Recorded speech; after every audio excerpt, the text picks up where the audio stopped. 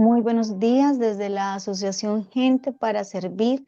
Les damos la bienvenida a nuestro tiempo devocional Tu Palabra para encontrar el camino. Hoy, 26 de marzo del 2025, animándoles para que continuemos en esta lectura de Nehemías capítulo del 1 al 3. Nehemías capítulo 1 al 3.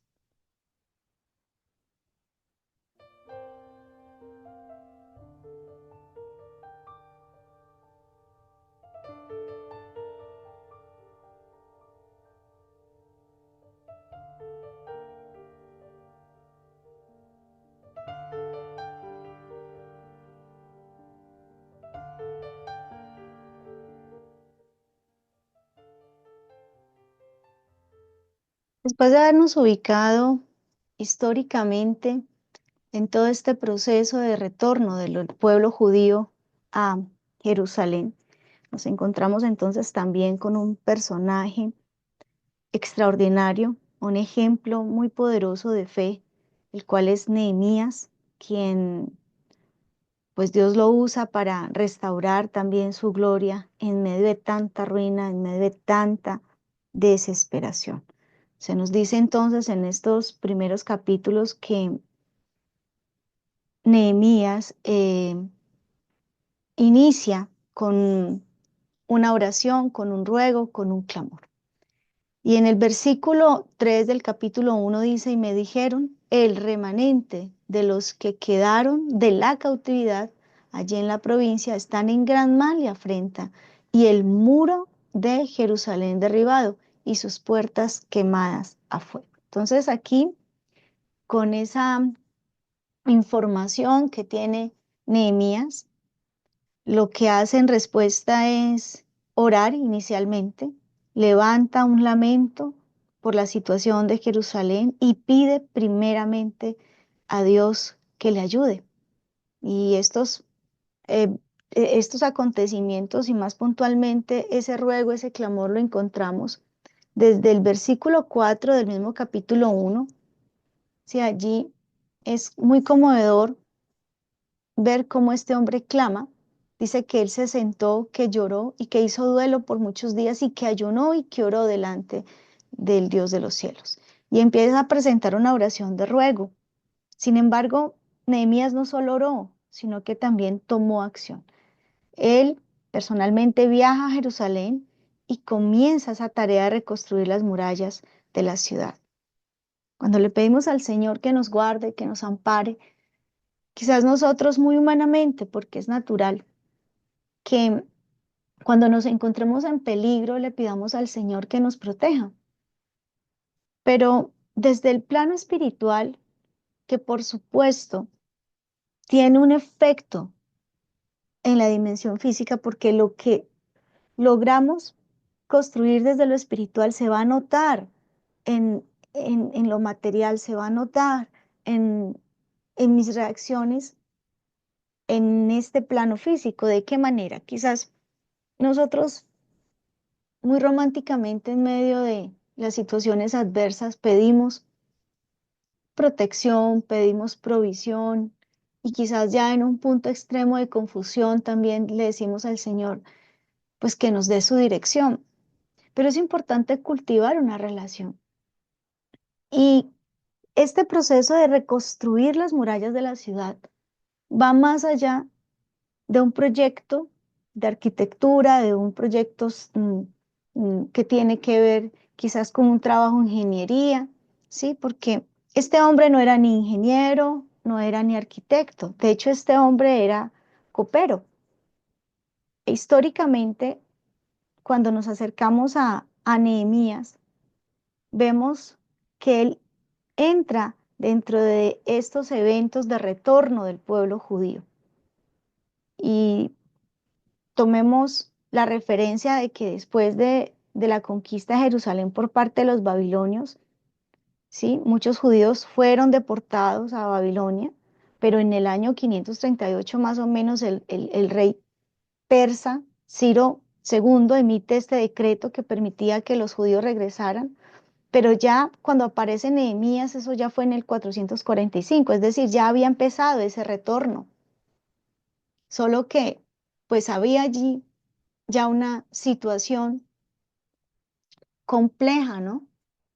Y nos lo está narrando el capítulo 1. Nehemías, ¿dónde estaba en el momento de enterarse de esta situación? ¿En qué condiciones estaba? ¿Con quién estaba? Era copero del rey Artajerjes. O sea que su condición realmente era muy buena. Mientras otros estaban allí en la miseria, claro, él estaba en una zona de confort y de hecho en un lugar de privilegio. Mientras que aquellos que ya habían iniciado el retorno, los más piadosos, por supuesto, mientras estaban en ruinas, sufriendo, Nehemías entonces, en ese lugar de comodidad, pues decide levantarse y decide entrar en la dinámica, no de los que le rodeaban, sino en la dinámica que Dios le permitiría entender. Y aunque no estaba físicamente en Jerusalén, podía dolerse en su corazón. Y ante ese dolor, por supuesto, de nuevo vemos la oración de Nehemías, pero también un viaje. Y se nos cuenta cómo Nehemías viajó a Jerusalén con una comitiva de judíos y cómo el rey Artajerjes primero le dio permiso para reconstruir las murallas de la ciudad. Y entra ya en el capítulo 3 en esa reconstrucción, teniendo presente que era copero, pero lo que necesitamos es de alguna manera acercarnos al Señor y el Señor, cuando nos acercamos a Él, nos implementa. Ahora, si retomamos de nuevo en esta vida de Nehemías con respecto a la oración y con respecto a la acción, nos damos cuenta que tuvo mucha oposición y que no por orar las cosas fueron fáciles para él. Cuando dice que el mal se multiplica y el amor de muchos se enfría, no solo se refiere a esos hechos violentos que vemos en la sociedad, sino también a los momentos difíciles que nosotros atravesamos y cómo frente a nuestros retos, frente a nuestros propósitos de vida, aparecen situaciones tan adversas que, e incluso son injustas. Este fin de semana que tuve la oportunidad de compartir con personas muy queridas y en medio de la conversación surgía una historia muy triste que a mí me conmovió y me dejó no solo pensativa, sino que en las reflexiones de esta verdad, este principio bíblico, que el mal se multiplica, el amor de muchos se enfría, pero no solamente el amor hacia Dios, el amor hacia esos propósitos que Dios tiene para nosotros. Y contaba la historia de un muchacho que pues empezó a formarse en el ciclismo y tuvo una trágica experiencia porque cayó en medio de la envidia, cayó en medio de tantas situaciones y frente a esta situación, frente a este momento adverso, fue tan duro para él lo que le hicieron, fue tan injusto lo que le pasó, teniendo él quizás la oportunidad de llegar muy lejos en esta disciplina del deporte, pero al ver tanta maldad, al ver tanta injusticia, él decidió no volver a coger su bicicleta. O sea que el amor a esos sueños, el amor, esas pasiones que son buenas, que son positivas para avanzar, se pueden también emplear. ¿Y cuántas veces en sus emprendimientos, en sus proyectos, en el deseo de sacar adelante una familia, un trabajo, aparecen tantos momentos adversos donde a veces el corazón se desanima, se desmotiva? La oposición y la perseverancia, o sea, está la oposición en esta labor de Nehemías, pero también está la perseverancia de Nehemías. Porque a medida que Nehemías y los judíos que estaban allí en esa labor, reconstruyendo las murallas, pues en la medida que ellos iban avanzando también crecía esa oposición. Habían enemigos de los judíos por todos lados. Sin embargo, Nehemías perseveró y ayudó a que otros perseveraran en esa tarea y evidentemente las murallas sí se construyen y en 52 días está levantada esa tarea. Ahora, En términos para nuestra vida, tomando el ejemplo de Nehemías, para que hagamos una oración como conviene en medio de tantas adversidades que a diario tenemos que lidiar en todos nuestros retos con respecto a la misma vida espiritual, todos los obstáculos que se presentan, que son tan grandes, pues vale la pena que tengamos presente en qué radica esta capacidad de perseverancia en Nehemías, al punto de restaurar la gloria de Dios. Porque es que en eso sí deberíamos parecernos a Nehemías y con respecto a estos retos, porque tenemos muchos retos, muchos objetivos, pero si entendiéramos que nuestro plan y nuestro propósito, si usted diga, no sé para qué es que estoy en este mundo, si se acerca Isaías 43, versículo 7 y versículo 21, ya va a saber y no tiene que preguntarse tanto, porque dice que el Señor nos creó para su gloria. Y Nehemías no se conformó estando allí, y él estaba dándole la gloria a Dios allá con Artajerjes en el palacio, pero él no se conformó con eso, porque la gloria de Dios estaba en la vida de Nehemías, pero Nehemías quería ir más allá y llevar esta gloria a los de su casa, a los de su familia, a los de su pueblo. Estamos llamados a restaurar la gloria de Dios, sin importar el nivel de fe que tenga, si es como seguidor. Yo puedo darle la gloria a Dios mostrando su bondad y su misericordia. Si es que mi medida de fe es como hijo, pues puedo darle la gloria de Dios mostrando a otros su gracia y su salvación a través de la evangelización. Si soy su discípulo, por supuesto que puedo darle la gloria a Dios a través del reconocimiento de su verdad y obedeciendo su verdad y enseñando a otros. Si soy su servidor, también veo la gloria de Dios a través de esos cielos abiertos que me permiten servir con el don del Espíritu y ser guía. Es de acuerdo a la medida de fe. Cuando vamos a Nehemías nos encontramos casi ya en el resto de los capítulos de este libro, la forma como él asume gobernar, porque él se convierte en ese gobernador civil de Jerusalén, y la actitud del pueblo frente al desafío de reedificar la ciudad, nos la dice Nehemías 4, versículo 6, porque el pueblo tuvo ánimo para trabajar, porque yo sí creo que una golondrina hace verano siempre y cuando esa golondrina busque la gloria de Dios, vea la gloria de Dios y le dé la gloria a Dios.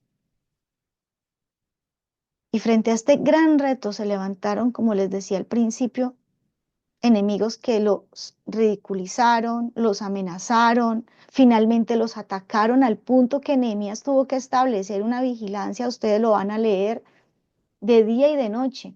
Y mientras unos trabajaban, otros hacían guardia. Posterior a todos estos eventos, Nehemías tuvo que enfrentar también ahora el cansancio de algunos hombres del pueblo. Estos que empezaron a quejarse y que la queja lo que hace es desmoralizar al resto. La queja es como ese virus que anda por ahí, que todo el mundo se está pegando, se le está pegando ese virus.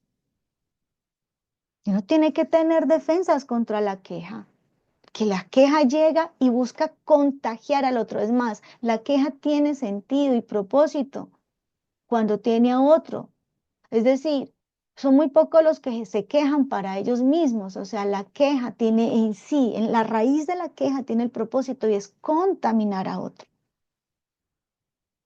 Luego vienen otros problemas como las quejas de que los ricos de, de- del pueblo ya estaban imponiendo usura sobre los pobres que no podían pagar.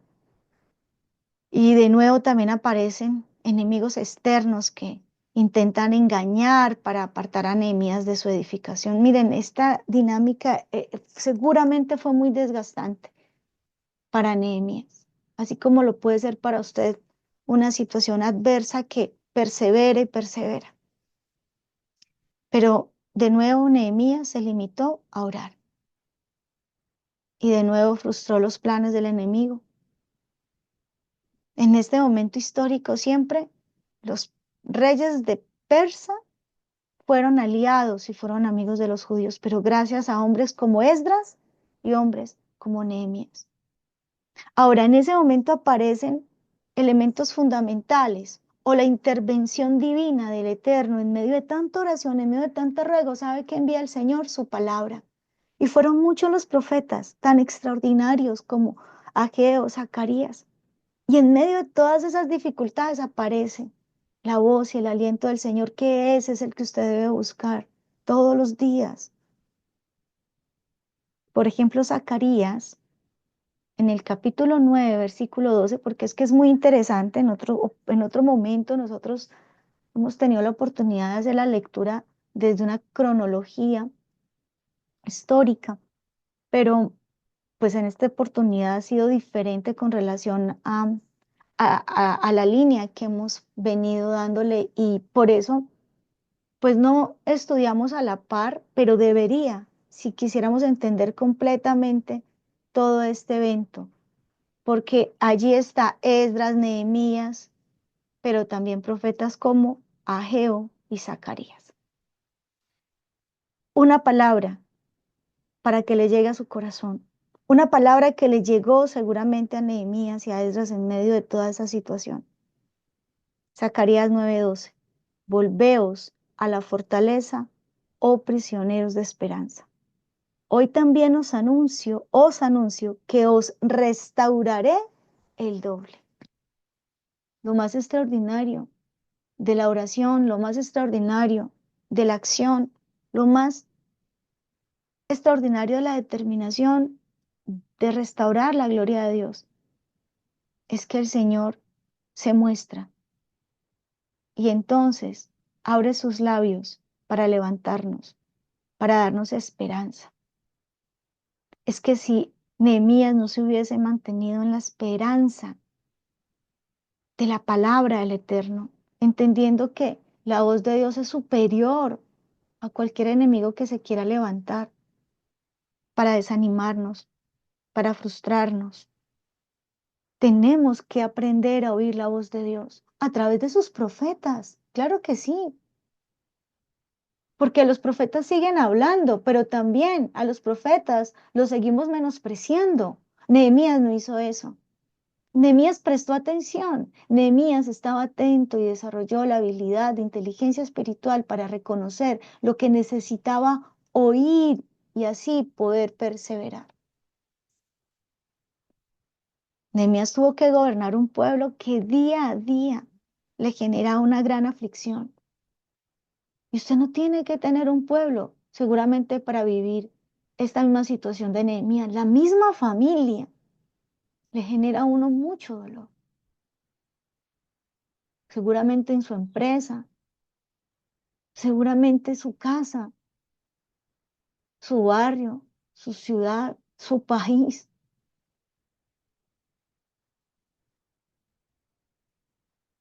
Ahora, todo esto le representaba a Nehemías, es decir, el levantarse, el ser solución que le generaba un problema.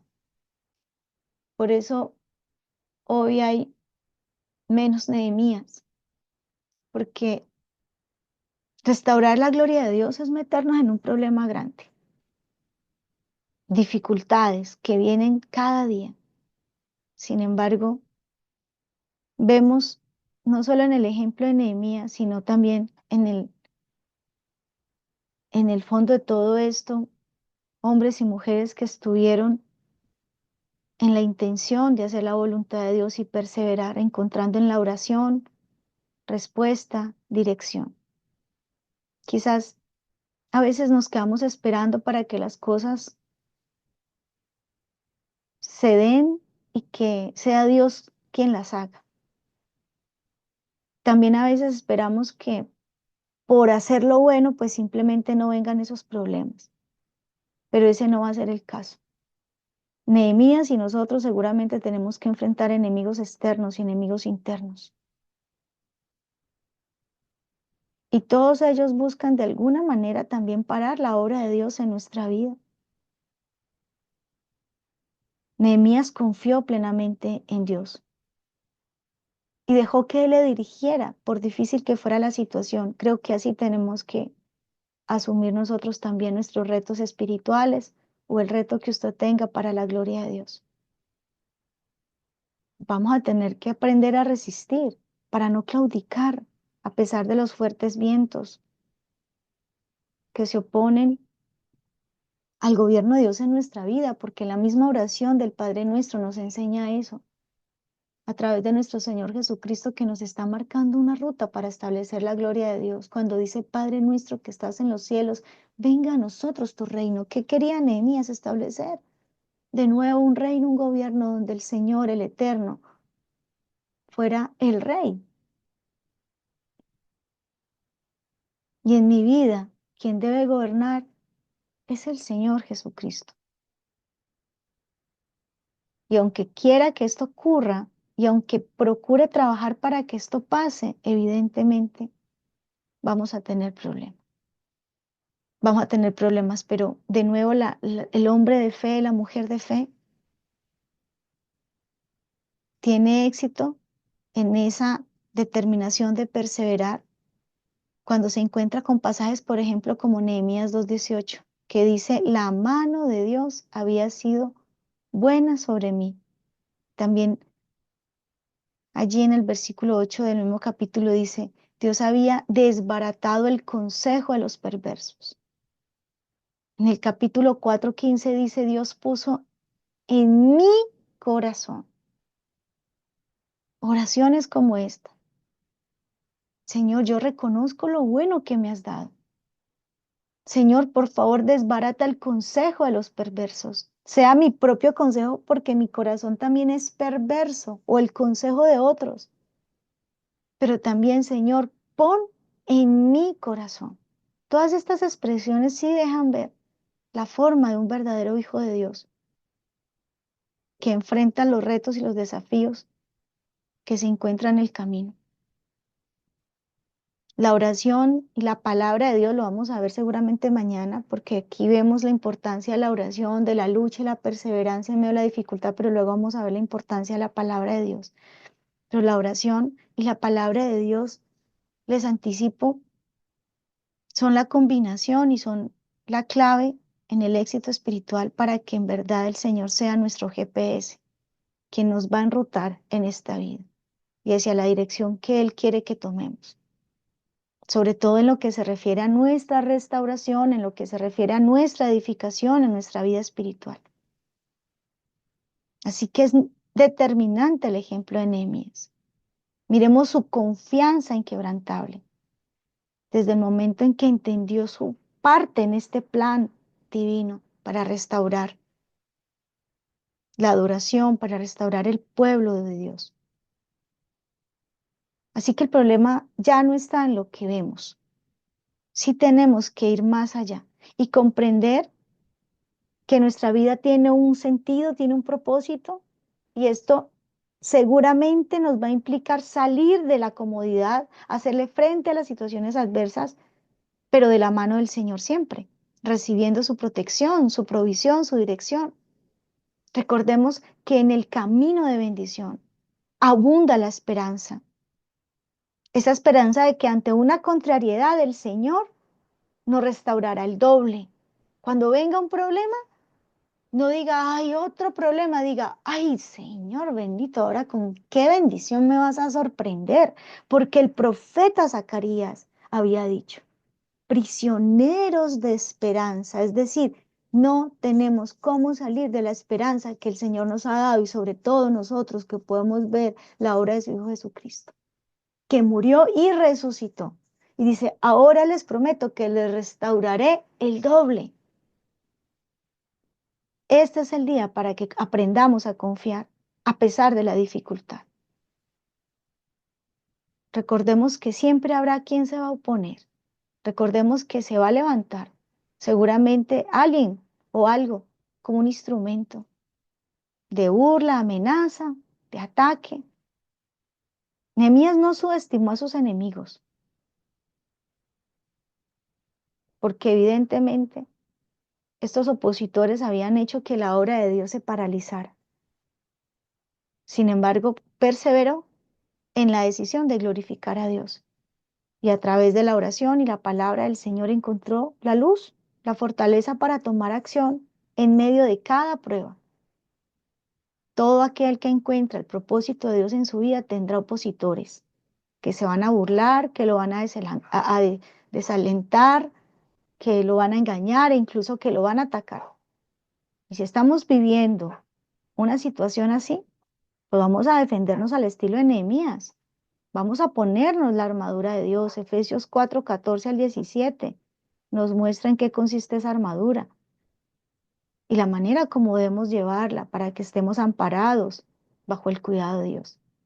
A continuación, entonces, les invito para que terminemos orando, presentándole al Señor esta enseñanza, esta palabra, para que toque nuestro corazón.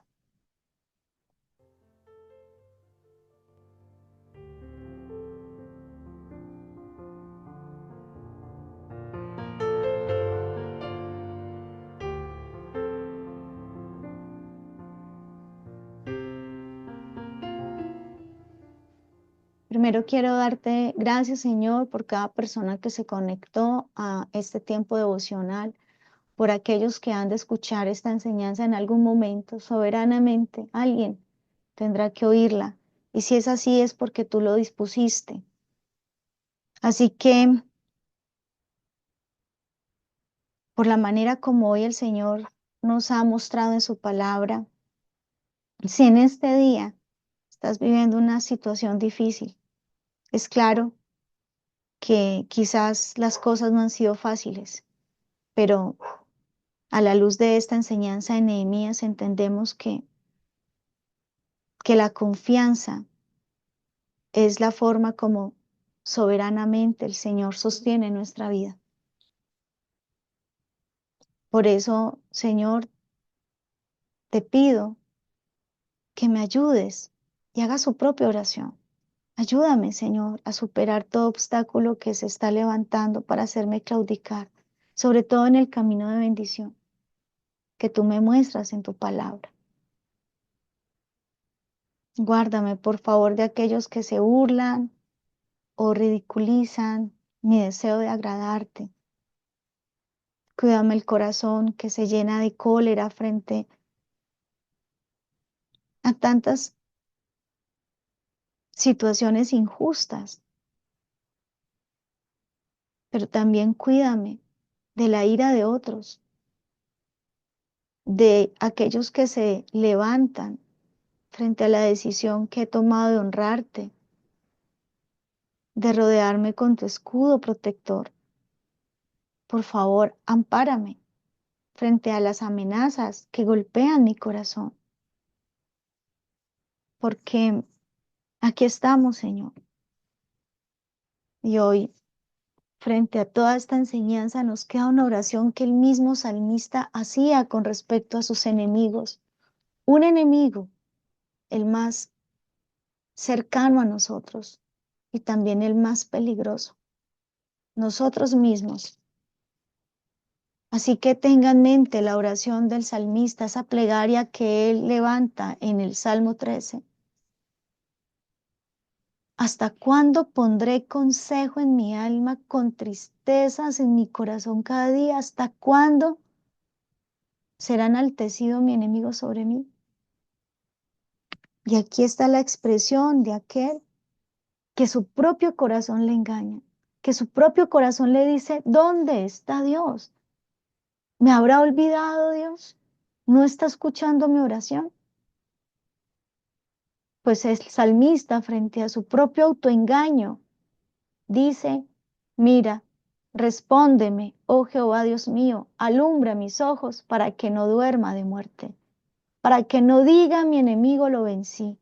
Mis enemigos se alegrarán si yo resbalara, mas yo en tu misericordia he confiado, mi corazón se alegrará en tu salvación. Pero también, Señor, no solo mi corazón, que es engañoso, que es perverso, también hay otros, porque equivocadamente caemos en la simpleza y pensamos que desde la oscuridad y las tinieblas no hay una intención de estorbarme en este camino, que no, que yo no soy un objetivo a destruir, pero es que el ladrón vino a hurtar, matar y a destruir a todo aquel que desea mantenerse en el camino del eterno. Por eso, Señor, hoy quiero levantar ante ti mi oración de confianza, como el salmista lo hacía en el Salmo 56. Ten misericordia de Dios, porque me devoraría el hombre que me oprime combatiéndome cada día. Todo el día mis enemigos me pisotean, porque muchos son los que pelean contra mí con soberbia. En el día que temo, yo en ti confío. En Dios alabaré su palabra. En Dios he confiado, no temeré. ¿Qué puede hacerme el hombre? Si ya hizo esta oración, ahora ponga en las manos del Señor su familia. Dígale, Señor, en tus manos pongo mi familia.